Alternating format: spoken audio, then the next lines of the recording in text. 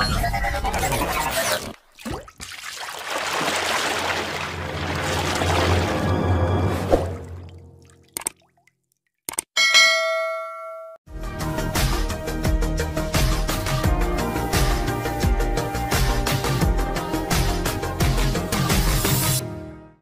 আলাইকুম। শুভ অপরাহ্ন।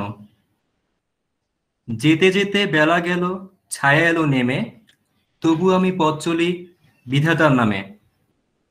সম্মানিত উপস্থিত বর্গ, IEEE BUBT student branch, IEEE BUBT women in engineering student branch affinity group এবং IEEE nanotechnology council BUBT SB chapter আয়োজিত workshop on লিনাক্সের দ্বিতীয় ও শেষ দিনে আপনাদের সবাইকে জানাই আন্তরিক শুভেচ্ছা ও স্বাগত।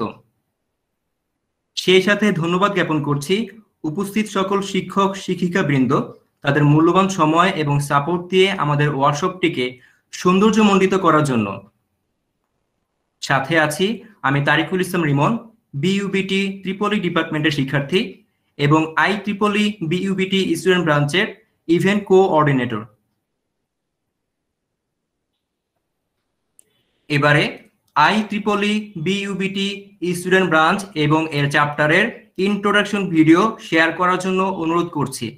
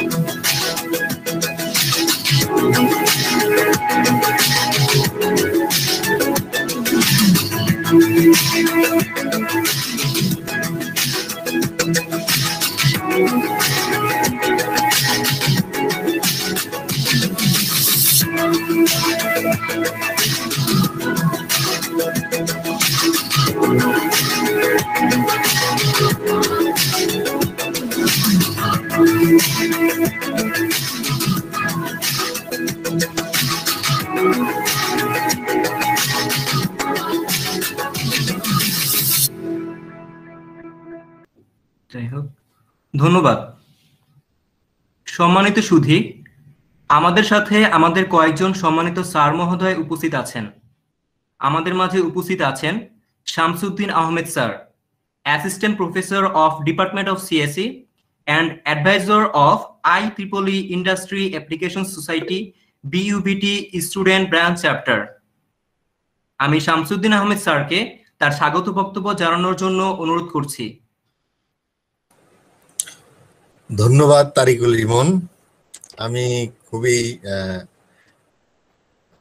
গর্বিত যে আমি তোমাদের ওয়ার্কশপে অ্যাটেন্ড করতে পেরেছি। আর তোমরা যে সমসাময়িক টপিকগুলো নিয়ে ওয়ার্কশপ আয়োজন করছো, আশা করছি এগুলো আমাদের যারা পার্টিসিপেন্ট আছে তাদের ক্যাপাসিটি বুস্ট আপের ক্ষেত্রে যথেষ্ট পরিমাণে হেল্প করবে এবং তোমাদের টপিকগুলো খুবই ইন্টারেস্টিং। যেমন আজকের যেটা টপিকস লিনাক্স ডিস্ট্রিবিউশনগুলো নিয়ে, এটা আমি মনে করি আমাদের যারা কম্পিউটার সায়েন্স বা ইলেকট্রিক্যাল ইঞ্জিনিয়ারিং নিয়ে যারা পড়াশোনা করো তাদের লিনাক্স নিয়ে যথেষ্ট পরিমাণে জ্ঞান এবং অভিজ্ঞতার দরকার আছে। তোমরা হয়তো জানো যে তোমাদের মতোই স্টুডেন্ট থাকা অবস্থায় এই লিনাক্সটা প্রপোজ করেছিল লিনাস টরভেল্ড। তোমরা অবশ্যই হয়তো জানো, সে যখন ইউনিভার্সিটি অফ হেলসিঙ্কিতে ছিল, পড়াশোনা করছিল, মোস্ট প্রবাবলি পিএইচডি স্টুডেন্ট আর মাস্টার স্টুডেন্ট ছিল সেই সময়, 90-এর দশকে, 1990-এর দশকে।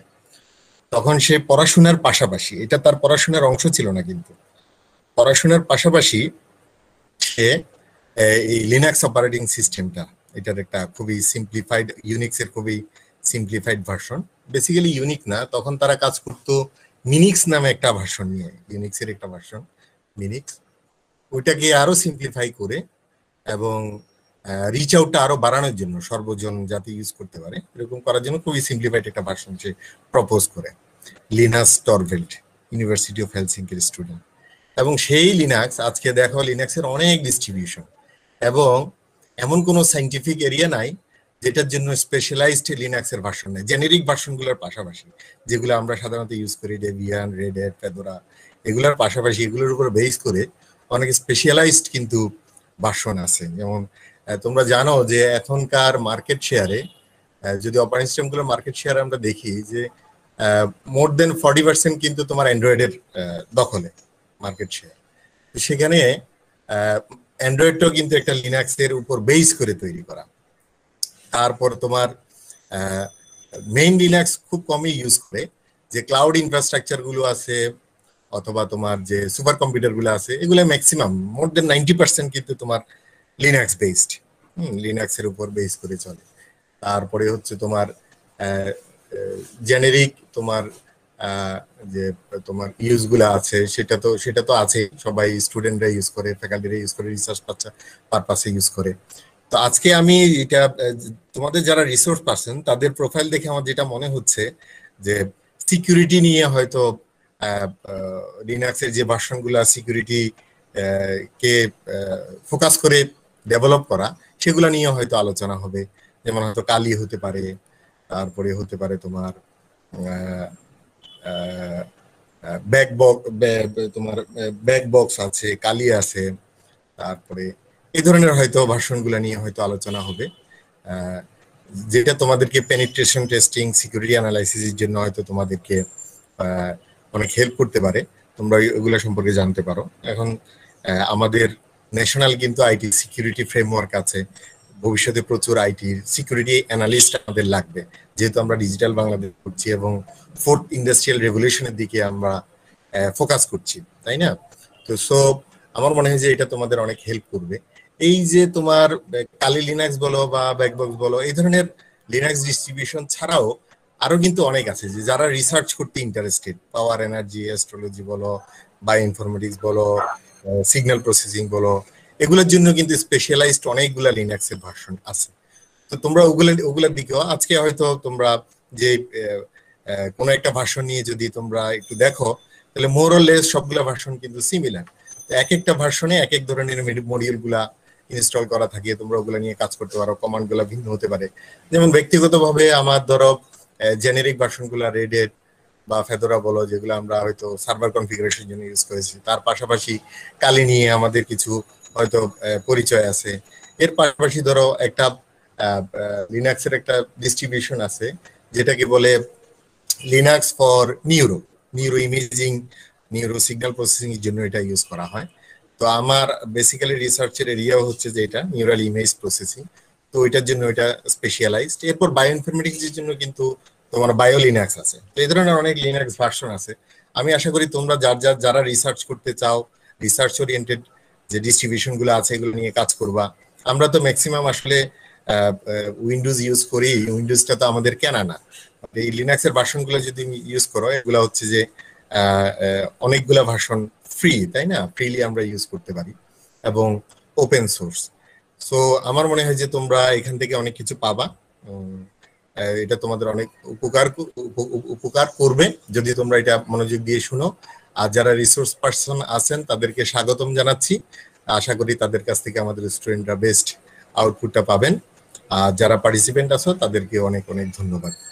তো আমরা এগারলি ওয়েট করছি যে we will get something from the workshop. এবং আমি যারা অর্গানাইজার আছো তাদের প্রতি কৃতজ্ঞতা জানাই যে তোমরা এত কষ্ট করে ব্যস্ত শিডিউলের মধ্যে এই কাজগুলো কন্টিনিউ করে যাচ্ছ। You people are really awesome এবং তোমাদের কাজগুলোকে অ্যাপ্রিসিয়েট করি। ধন্যবাদ সবাইকে। ধন্যবাদ স্যার আপনার মূল্যবান বক্তব্য প্রদান করার জন্য। চলুন আবারও জেনে নেওয়া যাক আমাদের অনারেবল স্পিকারদের পরিচয়। আমাদের অনারেবল স্পিকাররা হলেন Sakib Haque Zisan, mentor, cyber security researcher, CEO and founder, bat capsule limited, এবং Mahim Safa, penetration tester and web developer security analyst, bat capsule limited. সম্মানিত স্পিকার্স, আপনাদের স্বাগত জানাই আমাদের ওয়ার্কশপে এবং অনুরোধ করছি ওয়ার্কশপটির দ্বিতীয় সেশনটি শুরু করার জন্য। ধন্যবাদ এত সুন্দরভাবে একটা ইন্ট্রোডাকশন দেওয়ার জন্য। আর স্যারদের, সম্মানিত স্যারদেরও ধন্যবাদ জানাই যে এত সুন্দরভাবে কি পয়েন্টগুলো তুলে ধরার জন্য লিনাক্সের। তো আমি আমার স্ক্রিনটা একটু শেয়ার করি।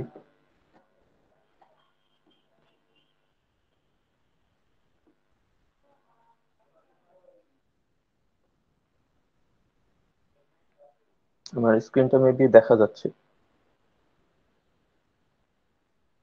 হ্যাঁ, দেখা যাচ্ছে। তো আমি আমার পরিচয় দিয়ে শুরু করি।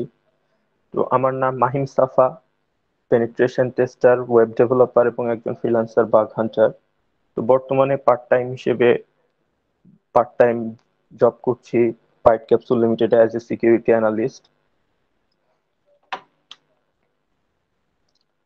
তো আজকের এই ওয়ার্কশপ থেকে আমরা কি কি জানতে পারি? তো এই ওয়ার্কশপটা টোটাল 3টা সেকশনে ভাগ করা হয়েছে। তো প্রথম সেকশনটা হচ্ছে পার্সোনাল ইউসেজ। এর ভিতরে আমরা জানবো যে লিনাক্স ডিস্ট্রো আমরা কোনটা ইউজ করব, এবং ডেস্কটপ এনভায়রনমেন্ট সম্পর্কে একটু জানবো। তারপর লিনাক্স টার্মিনালের যে বেসিক নেভিগেশন সেটা সম্পর্কে কিছু জানবো। তারপর এক্সট্রা কিছু কমান্ড সম্পর্কে জানবো। তারপর জানবো লিনাক্স ফাইল স্ট্রাকচার নিয়ে, তার মানে লিনাক্সের যে সিস্টেমের ডিফল্ট যে ফোল্ডারগুলো থাকে সেই ফোল্ডারগুলোর কাজ কি এবং সেখানে কি কি স্টোর করা থাকে সেগুলো সম্পর্কে ওভারঅল একটা ধারণা নিব। তারপর শেষে আমরা জানবো লিনাক্স সার্ভার সিকিউরিটি নিয়ে, যে লিনাক্স সার্ভারটা আসলে কি, লিনাক্স সার্ভারের type, most used Linux server, এবং লিনাক্স সার্ভার কেন যে উইন্ডোজ সার্ভার আছে তার পাশাপাশি সেটার পরিবর্তে আমরা কেন লিনাক্স সার্ভার ইউজ করব। তারপর লিনাক্স ওয়েব সার্ভার সিকিউরিটি নিয়ে একটু আলোচনা করব। তারপর কিভাবে সেটা এসএসএইচ কনফিগার করতে হয় সেটা, এবং কিছু ফায়ারওয়াল কনফিগারেশন নিয়ে ছোটখাটো আলোচনা করব। তো আমরা পার্সোনাল ইউজ সম্পর্কে একটু জেনে নেই প্রথমে। এ সম্পর্কে যদিও গতদিন আলোচনা করা হয়েছে, তবুও তারপর একটু এক্সটেন্ড করি আলোচনাটা, যে রেগুলার ইউসেজের জন্য আমরা কি কি ডিস্ট্রো ইউজ করতে পারি।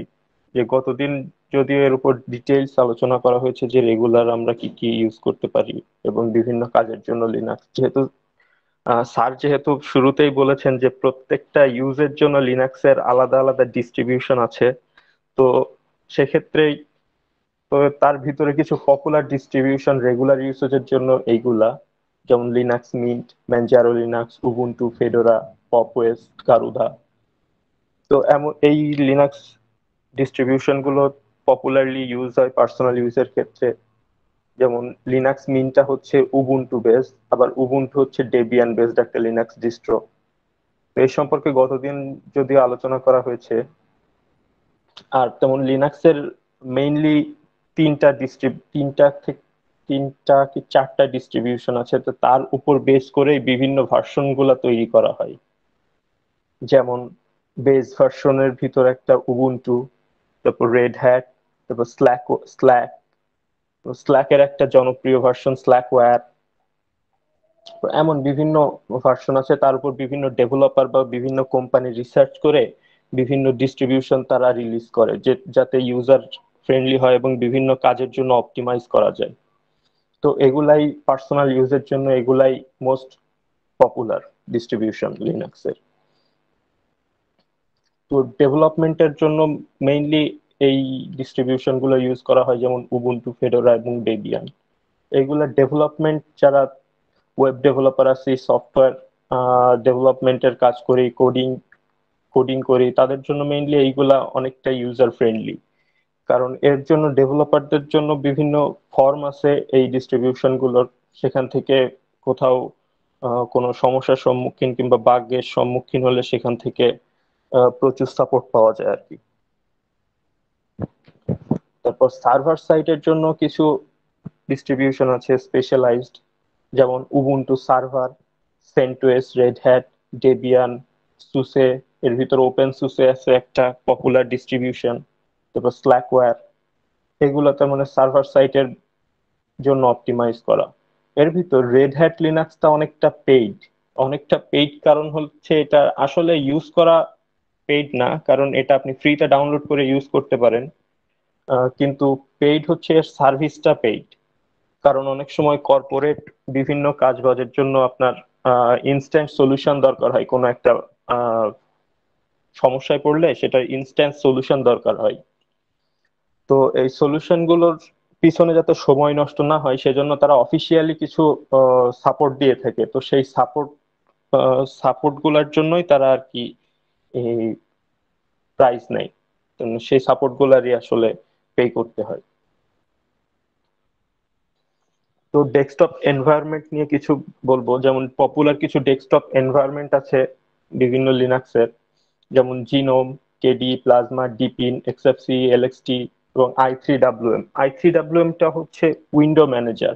যেমন আমরা ধরেন এরকম যে নর্মাল যেসব ডিস্ট্রিবিউশন গুলো ইউজ করি, তো সেগুলোর বিভিন্ন উইন্ডো একের পর এক ওভাররাইট করতে পারে, যেমন একটা উইন্ডোজের উপর আরেকটা উইন্ডোজ আমরা রাখতে পারি। উইন্ডো ম্যানেজারের কাজ হচ্ছে যে উইন্ডো গুলো পাশাপাশি পাশাপাশি আপনার এলাইন করবে, তার মানে সেগুলো একটার উপর আরেকটা ওভাররাইট করবে না উইন্ডো ম্যানেজার। তো এর ভিতর জিনোমটা সবচেয়ে বেশি হেভি ওয়েট, তার মানে এটা হচ্ছে আপনার র্যাম ইউসেজ সবচেয়ে বেশি। আপনি নর্মালি যে উবুন্টুর যে নর্মাল যে ডিফল্ট যে ডেস্কটপ এনভায়রনমেন্ট সেটা হচ্ছে জিনোম, তো এটা বর্তমানে প্রচুর র্যাম হাংরি। তারপর হচ্ছে কেডি, প্লাজমা, ডিপিন। আর ডিপিনটা হচ্ছে আপনার অনেকটা দেখতে ম্যাকের মতো, তার মানে এটা আপনার ইউজার ইন্টারফেস পাবেন অনেকটা ম্যাকের মতো দেখতে। আর কেডি প্লাজমাটা হচ্ছে মোস্ট কাস্টমাইজেবল ডেস্কটপ এনভায়রনমেন্ট, অর্থাৎ এটা আপনি ইচ্ছা মতো কাস্টমাইজ করে প্রচুর ভাবে আপনি নিজের মতো কাস্টমাইজ করে নিতে পারবেন। তো এর ভিতর মোস্ট পপুলারটা হচ্ছে কেডি প্লাজমা, যেহেতু এটা মোস্ট কাস্টমাইজেবল। তারপর এলএক্সটি এবং এক্সএফসিই, এই দুইটা হচ্ছে লাইট ওয়েট ডিস্ট্রিবিউশন। কারোর যদি পিসিতে হার্ডওয়্যারের র্যাম কম থাকে, হার্ডওয়্যার অনেকটা ব্যাকডেটেড হয়, তখন আপনারা এইগুলা ইউজ করতে পারেন, এক্সএফসি, এলএক্সটি, i3WM এইগুলো ইউজ করতে পারেন, যাদের হার্ডওয়্যারটা অনেক ব্যাকডেটেড। তো আপনারা কি একটা ডিস্ট্রিবিউশনে, অনেকের প্রশ্ন থাকে যে একটা ডিস্ট্রিবিউশনে কি বিভিন্ন এরকম ডেস্কটপ এনভায়রনমেন্ট ইউজ করা যায় কিনা। তো এভাবে একটা ডিস্ট্রিবিউশনের ভিতর প্রচুর, আপনি যত প্রকার ডেস্কটপ এনভায়রনমেন্ট আছে সবই ইউজ করতে পারবেন। তো তার জন্য আপনার সবগুলো নর্মাল যেভাবে সফটওয়্যার ইনস্টল করতে হয় সেভাবে সফটওয়্যার ইনস্টল করে আপনি ডিফল্ট একটা ডেস্কটপ এনভায়রনমেন্ট সেট করে দিতে পারবেন। কিন্তু সমস্যা হচ্ছে কি বিভিন্ন সফটওয়্যার অনেক ডেস্কটপ এনভায়রনমেন্টের জন্য কনফিগার করা থাকে না। তো অনেক সময় এমন সমস্যা হতে পারে যে আপনার ডিফল্ট একটা ডেস্কটপ এনভায়রনমেন্ট ছিল যে সেটা হচ্ছে জিনোম, তো আপনি পরে আবার আলাদাভাবে ইনস্টল করলেন কেডি প্লাজমা। তো সেক্ষেত্রে অনেকটা জিনোমের যে ডিফল্ট যে সফটওয়্যার গুলো থাকে সেগুলো অনেক সময় ব্রেক হয়ে যেতে পারে, মানে তাদের ঠিকমতো ফাংশনালিটি তার ঠিকমতো কাজ করতে নাও পারে। তো এই বিষয়গুলো একটু ম্যানুয়ালি কনফিগার করতে হবে তখন।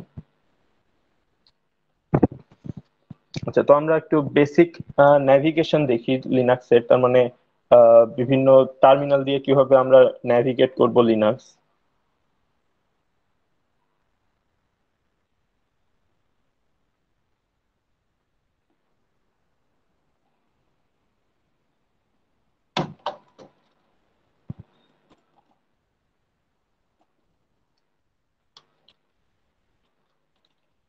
তো গতদিন এ সম্পর্কে কিছু দেখানো হয়েছিল যে কমান্ড গুলো কিভাবে কাজ করে। তো আমি আজকে আরো একটু কিছু দেখাই। যেমন এখন আমরা এখন ডিরেক্টরি চেঞ্জ করব। তার মানে অনেক সময় উইন্ডোজে যেমন আমরা এক ফোল্ডার থেকে অন্য ফোল্ডারে যাই, তো তেমন ফোল্ডারে যেতে গেলে লিনাক্সে ওটাকে ডিরেক্টরি বলে।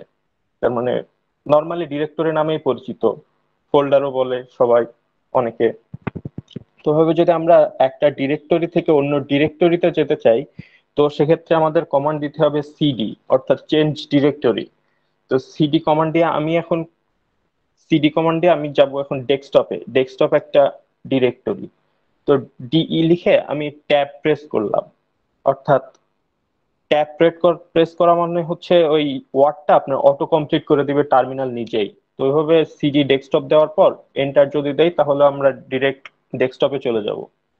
তো এখন আমরা কোথায় আসি, তো সেটা দেখার জন্য আমরা কমান্ড দিতে পারি present working directory, PWD. Present working directory দিলে আমরা এখন কোন ডিরেক্টরিতে আছি সেটা দেখা যাবে। যেমন আমরা আছি হোম, মাহিম, ডেস্কটপ। মাহিমটা হচ্ছে আমার ইউজার, তার মানে এই কম্পিউটারের আমি অ্যাজ এ ইউজার কাজ করতেছি। তো আমার ইউজারটা হচ্ছে মাহিম। হোমের ভিতর বিভিন্ন যত আপনি ইউজার অ্যাড করবেন সব এই হোম ফোল্ডারের ভিতর এখানে অ্যাড হবে। তো এখন এই ডেস্কটপ ডিরেক্টরিতে আমার কি কি ফোল্ডার আছে, আমরা সেটা কি কি ফোল্ডার কিংবা ফাইল কি কি আছে, তো সেটা যদি আমরা চেক করতে চাই, তো আমরা এলএস কমান্ড দিলে লিস্ট চলে আসবে যে এই ফোল্ডারে কি কি ফাইল আছে কিংবা অন্য কোনো ফোল্ডার আছে, সাব ফোল্ডার আছে কিনা। তো এখানে এই ফোল্ডার গুলো আছে, যেমন mahimsafa.github.io, ভ্যাকসিন এবং ভার্চুয়াল প্রোফাইল আইও। তো এই ফোল্ডার গুলো আছে। তো এখন একটু ভিজুয়ালি দেখায় যে ফাইল ডিরেক্ট ক্রিয়েট এবং এডিট করবেন কিভাবে। আচ্ছা, তো আমার এখন ফাইল ম্যানেজার ওপেন করার পর আমার এই যে আমি এই ডেস্কটপ এখানে আছি, এই ফাইল এই ফোল্ডারের ভিতর। এখন এখানে আমরা ফাইল অ্যাড, ডিলিট এবং ক্রিয়েট করব কিভাবে, তো সেটা একটু টার্মিনাল দিয়ে করি আমরা। তো এখানে আমাদের ফাইল আছে, এই তিনটা ফোল্ডারই আছে। তো এখানে আমরা যদি একটা ফোল্ডার ক্রিয়েট করতে চাই, তো mkdir কমান্ড যদি দেই আমরা, তারপর আমি একটা ফোল্ডারের নাম দিলাম যে টেস্ট ফোল্ডার। টেস্ট ফোল্ডার নামে একটা ফোল্ডার ক্রিয়েট করলাম। তো এখন যদি আমরা চেক করতে চাই যে ক্রিয়েট হয়েছে কিনা, তো সেটা আমরা এখন এখান থেকে দেখতে পারি যে এই টেস্ট ফোল্ডার নামে আমাদের অলরেডি একটা টেস্ট ফোল্ডার ক্রিয়েট হয়ে গিয়েছে। তো এখন আমরা এর ভিতর দেখতে পাচ্ছি যে এখানে কোনো ফাইল নাই। তো এখানে আমরা যদি এর ভিতরে আমরা আমরা এখন টেস্ট ফোল্ডারের ভিতর যাব, সিডি টেস্ট ফোল্ডার। তো এর ভিতরে গেলাম, এখানে যদি আমরা এলএস দেই, তো এখানে আমাদের কোনো ফাইল শো করতেছে না। আর আমরা যদি একটা কোনো ফাইল ক্রিয়েট করতে চাই, যেমন এখন এটা ক্রিয়েট করলাম হচ্ছে ফোল্ডার, তো আমরা ফাইল ক্রিয়েট করতে চাইলে আমরা কমান্ড দেব টাচ মাই ফাইল। যেমন মাই ফাইলের জায়গায় যে কোনো ফাইল নাম দিতে পারেন। এখন যদি আমরা এলএস দেই, তো এখানে আমাদের একটা মাই ফাইল শো করতেছে, একটা ফাইল ক্রিয়েট হয়ে গিয়েছে। তো এখানে আমরা এটা ফাইল কি ফোল্ডার তা কিভাবে বুঝবো, আমরা ls-l যদি দেই, তখন আমাদের এখানে দেখাবে যে এটা ফাইল নাকি ফোল্ডার। তো এখানে আমাদের প্রথমে যে বিটটা থাকে, তো এখানে আমাদের দেখাবে যে ফোল্ডার হলে এখানে ডিরেক্টরি দেখাবে, ডি দেখাবে এখানে।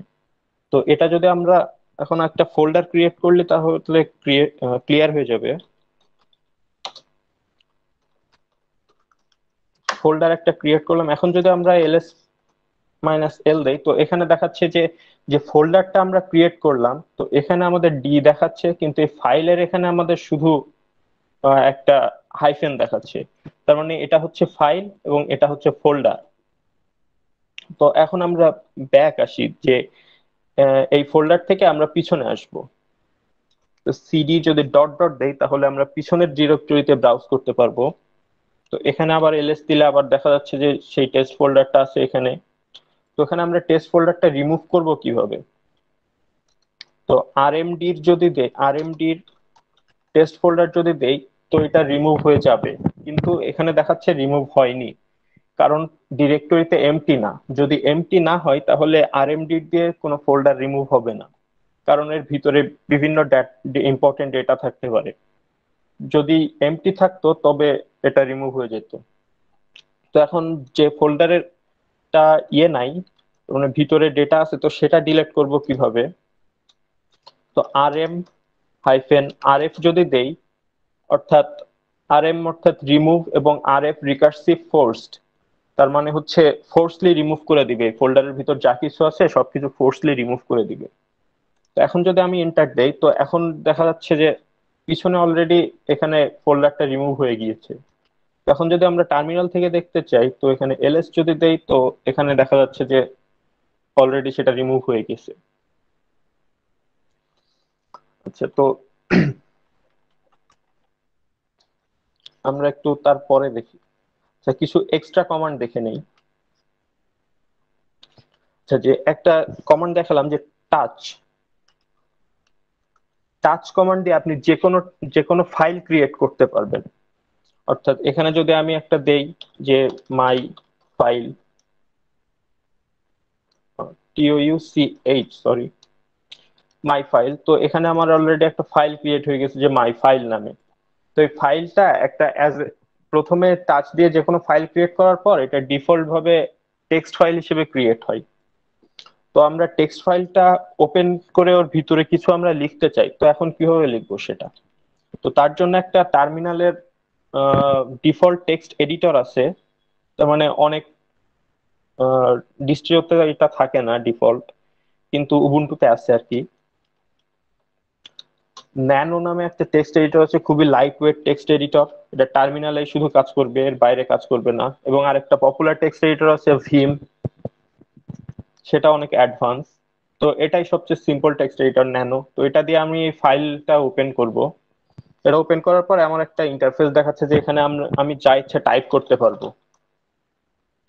তো এখানে আমি কিছু টেক্সট লিখলাম। তো টেক্সট লিখে এটা আমি কন্ট্রোল এক্স চেপে তারপর ওয়াই চেপে সেভ করে দিলাম, অর্থাৎ আমার ফাইলটা সেভ হয়ে গেছে। এবার আমি ওই ফাইলটা ভিউ করব কিভাবে, যে ওই ফাইলের ভিতর কি আছে আমি সেটা দেখতে চাই, তো সেটা কিভাবে দেখবো? তো তার জন্য একটা কমান্ড আছে ক্যাট ক্যাট মাই ফাইল। তো এটা দিলে আমরা সেই এটা দেখতে পারবো, ফাইলের ভিতর কি কি আছে সেটা দেখতে পারবো, সাম টেক্সট। এবার এটা আমি ইচ্ছা করলে, আমি চাইলে যে এটা ফাইলটা ওপেন না করেও আমি ফাইলের ভিতরে কি কি লেখা আছে সেটা চেঞ্জ করতে পারি। তো সেটা কিভাবে করব? তার জন্য একটা কমান্ড দেব একো। একো হচ্ছে একটা ব্যাশ স্ক্রিপ্টিং এর একটা ফাংশন। তো সেটা অনেক অ্যাডভান্স বিষয়, তো সেটা সেদিকে আমরা না যাই। তো এখানে দিলাম চেঞ্জ চেঞ্জ দিয়ে একটা অ্যারো দিয়ে, তারপর যে ফাইলে আমি ওইটা রাইট করব সেই ফাইলের নাম, অর্থাৎ মাই ফাইল। তো এটা যদি আমি এখন এন্টার দেই, তো এখন আমরা যদি ফাইলটা ভিউ করি, তো এর ভিতরে আমার টেক্সটটা চেঞ্জ হয়ে গেছে। আগে সাম টেক্সট ছিল, এখন চেঞ্জ দেখাচ্ছে। তো এভাবে আমরা আর কি ফাইলগুলো চেঞ্জ করতে পারি। আর একটা কমান্ড আছে যে ফাইন্ড ফাইন্ড কমান্ড। তো এই ফাইন্ড কমান্ডের কাজ কি? তো এটার মাধ্যমে আপনি উইন্ডোজের যেমন সার্চ বার থাকে উপরে ডান পাশে কর্নারে, তো এই ফাইন্ড কমান্ডের কাজটা অনেকটা সেম। যে আপনি পুরা লিনাক্সের ফাইল সিস্টেমের যত যত প্রকার ফাইল আছে, তো তার ভিতরে আপনি মাই ফাইল, আপনি আপনার কাঙ্ক্ষিত ফাইলটা যদি খুঁজে পেতে চান তবে এই ফাইন্ড কমান্ডটা ইউজ করবেন। তো এটা দিয়ে আমি যে মাই ফাইল আমি যেটা ক্রিয়েট করলাম, আমি যে মাই ফাইল কমান্ডটা ফাইলটা ক্রিয়েট করলাম, তো এটা আমি খুঁজে পেতে চাই কোথায় আছে, তাই সেটা দেখার জন্য। তো আমি এখন যদি দিতে চাই যে ফাইন্ড নেম, অর্থাৎ এখানে দিতে হবে ফাইলের নামটা কি। তো এখানে আমি দিলাম যে মাই ফাইল। আর ফাইন্ড কোথায় আমরা এটা খুঁজবো, এটা আমরা প্রেজেন্ট ডিরেক্টরিতে খুঁজবো। ডট মানে হচ্ছে আমরা যে ডিরেক্টরিতে এখন আসি সেই ডিরেক্টরিতে কোনো কিছু করা মানে হচ্ছে ডট, মানে ডট দিয়ে প্রেজেন্ট ডিরেক্টরিকে ইন্ডিকেট করা হয়।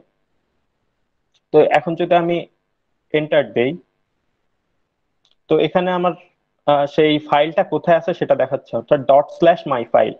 ডট স্ল্যাশ মানে হচ্ছে বর্তমান যে ডিরেক্টরিতে আছি সেই ডিরেক্টরিটা এখন যদি আমি অন্য কোনো ডিরেক্টরিতে যাই, যেমন সিডি এক ধাপ ব্যাকে গেলাম, অর্থাৎ এখানে আমি যদি দেখি এখানে আমার কোনো মাই ফাইল নামে কোনো ফাইল নাই। তো কিন্তু আমার এর একটা আমি এখন আসি আমি এখন আসি এই ডিরেক্টরিতে, কিন্তু আমার ফাইলটা আছে এইটা, যে home slash Mahim slash desktop desktop ডিরেক্টরিতে, অর্থাৎ এই আমি এখন যে ডিরেক্টরিতে আছি তার একটা চাইল্ড ডিরেক্টরিতে আমার ফাইলটা আছে। তো আমি এখন তার জন্য যদি আমি এখন সেম কমান্ড দেই উপরের, যে এই কমান্ডটাই যদি দেই, তবুও আমার সেই ফাইলটা সে খুঁজে বের করবে, কিন্তু একটু টাইম বেশি লাগবে, কারণ হচ্ছে সে এতটা ফোল্ডার চেক করে তার ভিতর থেকে আমার এই ফাইলটা খুঁজে বের করবে। তো আমরা একটু ওয়েট করি, দেখি কতক্ষণ লাগে ফাইলটা খুঁজতে।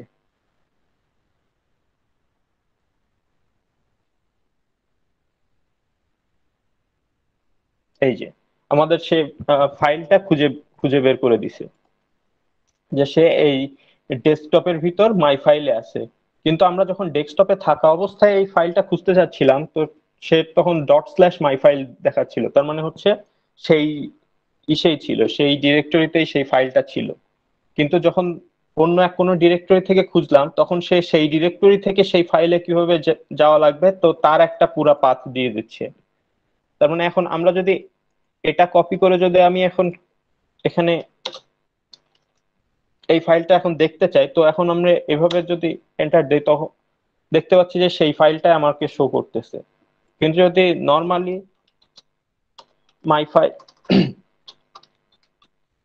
মাই ফাইল দেয়, তো সে দেখাবে যে কোনো এমন কোনো ফাইল কিংবা এই নামে কোনো ফাইল কিংবা ডিরেক্টরি সেখানে নাই।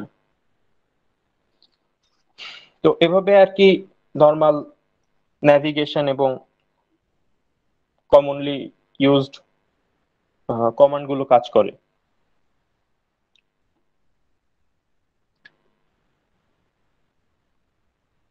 আচ্ছা, তো লিনাক্স ফাইল স্ট্রাকচারটা নিয়ে বলি কিছু। আমি এর জন্য একটা পুরাই এখানে দেখা যাচ্ছে না এটা ঠিক মতো, আমি ওর জন্য একটা বের করি।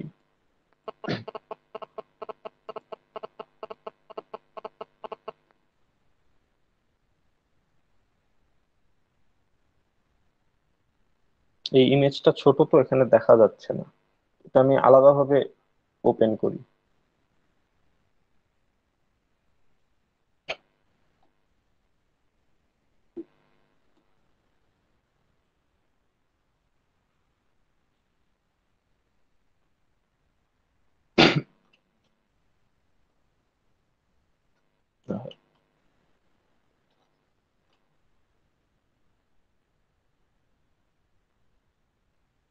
কেটে গেল।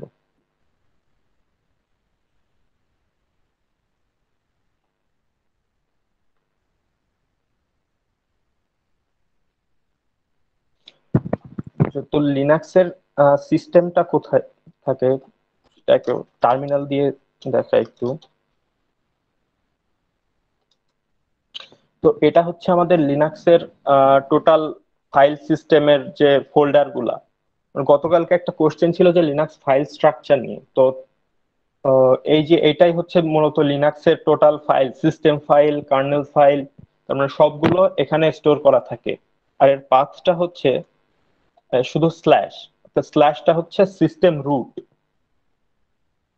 তো এখানে আমরা দেখতে পারি যে স্ল্যাশটা হচ্ছে সিস্টেম রুট, আর স্ল্যাশ রুট হচ্ছে রুট ইউজার হোম ডিরেক্টরি। তার মানে লিনাক্সের একটা রুট ইউজার থাকে, তার মানে সুপার ইউজার যেটাকে বলে।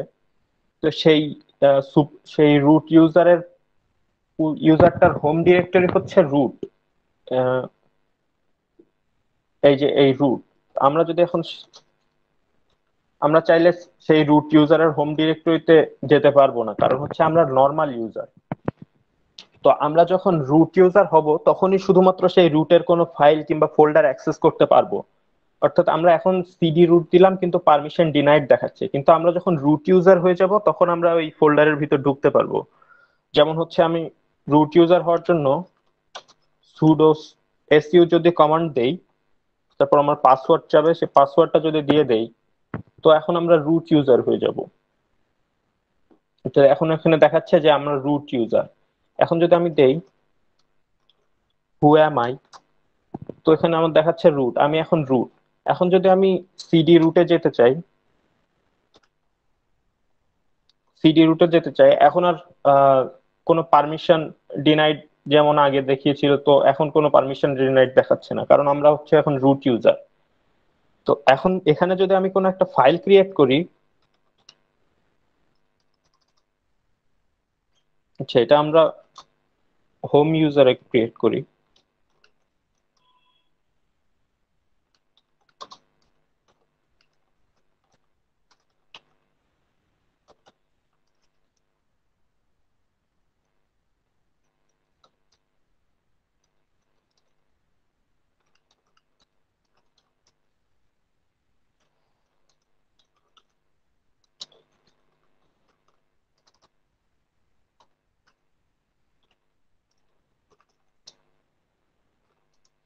তো এখানে আমরা একটা টেস্ট ফাইল ক্রিয়েট করলাম।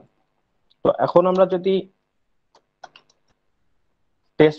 যদি এখন লিস্ট হিসেবে দেখি, তো এখানে আমার দেখাচ্ছে কি টেস্ট ফাইলটার ওনার হচ্ছে রুট। কিন্তু আমরা যখন ফাইলটা ক্রিয়েট করছিলাম অ্যাজ এ নর্মাল ইউজার, তো তখন আমার মাই ফাইলটা ক্রিয়েট করছিলাম, তখন আমার ইউজার দেখাচ্ছিল যে মাহিম, অর্থাৎ এটা হচ্ছে নর্মাল ইউজার, আর এটা হচ্ছে রুট। রুট ইউজার নর্মাল ইউজারের সব ফাইল অ্যাক্সেস, ডিলেট এবং এক্সিকিউট করতে পারবে, কিন্তু নর্মাল ইউজার রুট ইউজারের কোনো ফাইল ডিলেট, রিড করতে পারবে, রাইট করতে পারবে না। তো সে পারমিশন গুলো আমরা আলাদা করে চাইলে এখানে সেট করে দিতে পারি। তো আমরা এখন এটা এই রুট ইউজার যে টেস্ট ফাইলটা ক্রিয়েট করলো, তো এটা আমরা এখন ডিলিট করার চেষ্টা করবো অ্যাজ এ নর্মাল ইউজার। তো এখন আমরা কোন ইউজার হিসেবে আছি সেটা যদি দেখতে চাই, তো তার জন্য হু এম আই কমান্ডটা যদি দেই, তখন আমরা দেখতে পারবো এখন কোন ইউজার হিসেবে আছি। তো আমরা এখন নর্মাল ইউজার হিসেবে আছি, যে মাহিম ইউজার হিসেবে আছি। তো আমরা এখন যদি চাই টেস্ট ফাইলটা ডিলিট করার জন্য, তো এখানে দেখাচ্ছে যে এটা রাইট প্রোটেক্টেড, অর্থাৎ আমি এটা ডিলিট করতে পারবো না, কারণ এটা হচ্ছে রুট ইউজারের ফাইল। তো এটা ডিলিট হয়েছে কিনা সেটাও আমরা চেক করতে পারি। তো এখানে সেটা ডিলিট হয়নি, কিন্তু আমরা যদি নর্মালি মাই ফাইলটা ডিলিট করতে চাই, তো সেটা ডিলিট হয়ে গেছে, কোনো রকম এরর মেসেজ আমরা পাইনি। তো এখন যদি আমরা দেখি, তো সেই মাই ফাইলটা এখানে আর নাই, শুধু টেস্ট ফাইলটা আছে। তো আমরা এখন টেস্ট ফাইলটা এখন ডিলিট করার জন্য আমাদের এখন রুট ইউজার হওয়া লাগবে। তো তার জন্য সুডো সু যদি কমান্ড দেই, তো আমরা এখন রুট ইউজার হয়ে গেলাম। তো এখন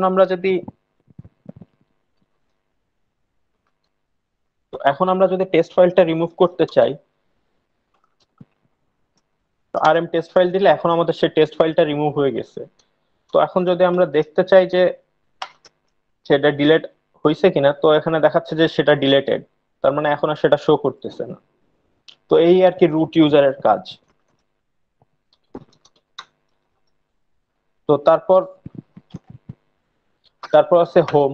যে হোমের কথাটা আগেই বললাম, যে কারেন্ট ইউজারের যে ডিরেক্টরিটা সেটাই হচ্ছে হোম। তার মানে রুট ইউজার বাদে অন্য যে কোনো ইউজার যদি ক্রিয়েট করা হয়, তখন সেটা হোম ডিরেক্টরির আন্ডারে থাকবে। তারপর স্ল্যাশ ইউজার আন্ডার আছে এখানে, এই যে স্ল্যাশ ইউজার। তো এখানে আমাদের ইউজারদের সকল প্রকার ডাটা, আর কি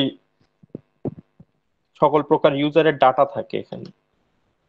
তো এর ভিতরে যদি যাই, এখানে দেখাচ্ছে যে প্রচুর আরো অনেক সাব ফোল্ডার আছে।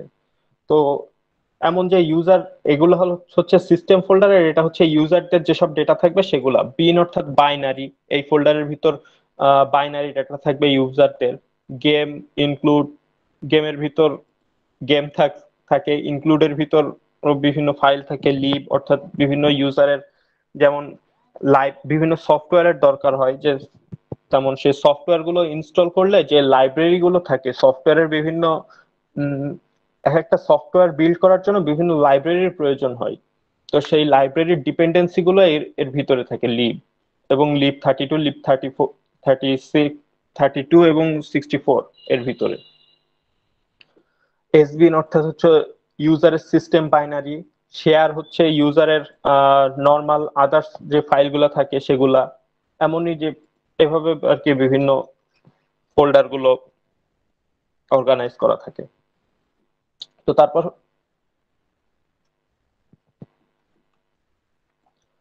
হচ্ছে opt/opt ডিরেক্টরি। তো এর ভিতরে একটা opt ডিরেক্টরি আছে, এই যে opt ডিরেক্টরি। তো এর ভিতরে যদি আমরা যাই, opt ডিরেক্টরির ভিতর আমরা বিভিন্ন আরো ফোল্ডার দেখতে পাচ্ছি। তো opt ডিরেক্টরিটা হচ্ছে মূলত বিভিন্ন যে সফটওয়্যার ইনস্টল করা হয়, থার্ড পার্টি অনেক সময় সফটওয়্যার ইনস্টল করা হয় যেগুলা আর কি সিস্টেমের না, বিভিন্ন উবুন্টুর মানে উবুন্টু কিংবা যে ডিস্ট্রিবিউশনই আমি ইউজ করতেছি তার আর কি মেইনলি রিপোজিটরিতে থাকে না। তো সেই যে থার্ড পার্টি যেগুলো ইনস্টল করা হয় সেইগুলো অনেক সময় অফ ডিরেক্টরিতে স্টোর করা থাকে সেই সফটওয়্যার গুলা। তারপর ইটিসি। ইটিসি হচ্ছে কনফিগারেশন ফাইল। লিনাক্সের সকল প্রকার যে কনফিগারেশন ফাইল থাকে, লিনাক্সের যে যত প্রকার কনফিগারেশন ফাইল আছে সব এই যে ইটিসি ফোল্ডারের ভিতর, এই সব ইটিসি ফোল্ডারের ভিতর সবগুলো থাকবে, সব কনফিগারেশন ফাইলগুলো এখানে স্টোর করা থাকে।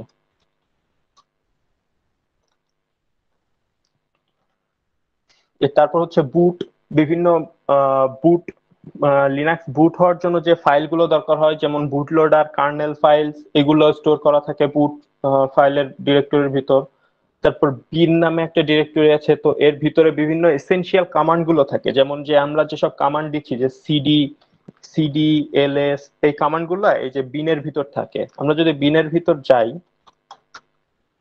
তো এখানে যদি আমরা লিস্ট করি, তো এখানে দেখতে পাচ্ছি যে আমাদের যেসব কমান্ড গুলো আছে, যেমন এই যে এলএস কমান্ড, তারপর এই তার মানে এখানে যত যত প্রকার বাইনারি আছে সবগুলাই অ্যাজ এ কমান্ড কাজ করবে। আমরা এর ভিতর যেগুলো আছে সেগুলো টার্মিনালে ডিরেক্ট যদি টাইপ করি, তো এগুলাই এক একটা কমান্ড। তো এখানে প্রচুর কমান্ড আছে, এগুলো দেখে নিতে পারেন। তারপর আছে এসবিন। এসবিন অর্থাৎ সিস্টেম বাইনারি। তো এখানে সিস্টেম বাইনারি গুলো স্টোর করা থাকে বিনের মতোই। আর মিডিয়া। মিডিয়া ডিরেক্টরিতে আপনার থাকে হচ্ছে বিভিন্ন, আপনি যে যখন ইউএসবি ডিভাইস কিংবা সিডি ডিভাইস কানেক্ট করবেন কম্পিউটারে, তখন যে একটা মাউন্ট পয়েন্ট ক্রিয়েট করা হয়, তো এই মাউন্ট পয়েন্ট গুলো মিডিয়ার ভিতর মাউন্ট পয়েন্ট গুলো ক্রিয়েট করা হয়। তো তার মাধ্যমেই, ওই মাউন্ট পয়েন্ট ক্রিয়েট করার মাধ্যমেই আপনি যে ফাইলগুলো ট্রান্সফার করতে পারেন। ফোল্ডার কম্পিউটারে যেমন নর্মাল ফোল্ডারে ট্রান্সফার করেন, তেমন ওই মাউন্ট পয়েন্টের মাধ্যমে রিমুভাল ড্রাইভে ট্রান্সফার করতে পারেন এইগুলা। তারপর var নামে একটা ফাইল আছে, তো তার ফোল্ডার আছে, তো ওই ফোল্ডারের ভিতর বিভিন্ন সিস্টেমের ভ্যারিয়েবল ফাইলগুলো স্টোর করা থাকে। তারপর টেম্প ফোল্ডারে বিভিন্ন টেম্পোরারি ফাইল স্টোর করা থাকে, যেসব ফাইল আপনার পরবর্তীতে প্রয়োজন নাই, কিছু পরে সেটা সিস্টেম অটোমেটিক্যালি ডিলিট করে দেয়, সেসব ফাইলগুলো আপনি টেম্পের ভিতর রাখতে পারেন। তারপর প্রক নামে একটা ফাইল আছে, তো এখানে virtual file system provides kernel info as a files, অর্থাৎ কার্নেলের আমাদের যেসব ইনফো থাকে সেই ইনফোগুলো আমাদের এখানে অ্যাজ এ ভার্চুয়াল ফাইল এখানে স্টোর করা থাকে। অর্থাৎ ফাইলগুলো আমরা যেভাবে ভিউ করি ক্যাট দিয়ে, তো আমরা কার্নেলের বিভিন্ন ইনফরমেশন ওভাবে আমরা দেখতে পারবো ক্যাট দিয়ে, এই প্রক ফাইলের ভিতরে বিভিন্ন সাব ফোল্ডারের মাধ্যমে। তো লিব এখানে বিভিন্ন বাইনারির জন্য লাইব্রেরি ফাইলগুলো থাকে। বাইনারি অর্থাৎ হচ্ছে বিভিন্ন সফটওয়্যার, মানে যে সফটওয়্যার যেসব কমান্ড গুলো আমরা দিয়ে থাকি এখানে, তো সেই কমান্ডের জন্য যেসব লাইব্রেরি ফাইলগুলো দরকার হয় সেগুলো ওখানে থাকে। তারপর এমএনটি, এটাও একটা মাউন্ট পয়েন্ট ফাইল সিস্টেম, তো এর ভিতরে টেম্পোরারি মাউন্ট পয়েন্ট গুলো থাকে, অর্থাৎ যেমন বিভিন্ন সময় অনেক টেম্পোরারি মাউন্টের দরকার হয় আমাদের, যেমন মিডিয়া অনেক সময় রিমুভাল ড্রাইভ লাগালে আমাদের রিমুভাল ড্রাইভটা আমাদের ফাইল ম্যানেজারে শো করে না, যে আমরা কপি পেস্ট করবো কিন্তু আমাদের সেটা শো করতেছে না। তো সেটা আমরা টার্মিনালের মাধ্যমে ম্যানুয়ালি এমএনটি ফোল্ডারের ভিতর একটা মাউন্ট পয়েন্ট ক্রিয়েট করতে পারি। তো সেটা ক্রিয়েট করে আমরা আর কি ওই ফাইলটা আর কি ফুললি ফাংশনাল করতে পারি। আর /dev বলে একটা ফোল্ডার আছে, এখানে দেখি এই যে /dev। তো এর ভিতরেও বিভিন্ন ডিভাইস ফাইলগুলো থাকে, যেমন dev null, dev disk 0। আমাদের যে হার্ড ডিস্ক সেটাও এর ভিতরে আমরা দেখতে পারি। এখানে এই করলে আমরা প্রচুর ফাইল দেখতে পাচ্ছি। তো এগুলা হচ্ছে আমাদের বিভিন্ন হার্ড ডিস্কের ফাইল, তারপর বিভিন্ন টিটিওয়াই ফাইল। টিটিওয়াই অর্থাৎ এগুলো শেলের কাজ। যে ডেভ SDA1, আর একটা স্পেশাল ফাইল আছে যে ডেভ নাল। তো এই ফাইলটার ভিতর আপনি যদি কোনো কিছু ডেভ নালে পাঠান, এটা অনেকটা কম্পিউটারের যে ট্রাশ ক্যান থাকে, তার মানে রিসাইকেল বিন। তো রিসাইকেল বিনের মতো কাজ করে। তার মানে আপনি কোনো ফাইল দিলে যেমন রিসাইকেল বিনে সেগুলো স্টোর হয়, পরে আবার সেটা রিকভার করতে পারেন। কিন্তু ডেভনুলে দিলে আপনি কোনো সময় সেটা রিকভার করতে পারবেন না। তার মানে আপনি যদি কোনো ফাইল ডেভনুলে সেন্ড করে দেন, তো সেক্ষেত্রে আপনার সে ফাইলটা রিকভার করার কোনো চান্স থাকে না। কিন্তু রিসাইকেল বিনে দিলে আপনি যেমন নর্মালি ডিলিট করলে সেটা রিসাইকেল বিনে যায়, তো সেটা আপনি পরবর্তীতে আবার রিকভার করতে পারেন। কিন্তু এক্ষেত্রে সেই রকম কোনো সম্ভাবনা নাই। তারপর ডেভ র্যান্ডম বলে একটা ফোল্ডার আছে যেখানে বিভিন্ন র্যান্ডম ফাইল থাকে। তো তারপর আছে সিস ফাইল। তো এখানে ডিভাইসের বিভিন্ন ইনফরমেশন থাকে, যেমন ডিভাইস, ড্রাইভার এবং কার্নেলের বিভিন্ন ফিচার নিয়ে ইনফরমেশন থাকে, এবং এসআরভি এখানে বিভিন্ন সাইট স্পেসিফিক ডেটা থাকে, mainly web server related data থাকে। এগুলা উবুন্টুতে তেমন বেশি করে না, এগুলো CentOS এ আর কি এগুলা ডিফল্ট সার্ভার রুট হিসেবে কাজ করে। উবুন্টুতে সার্ভার রুট /var কাজ করে। তবে বিভিন্ন ডিস্ট্রিবিউশন ভেদে বিভিন্ন রকম হতে পারে আর কি।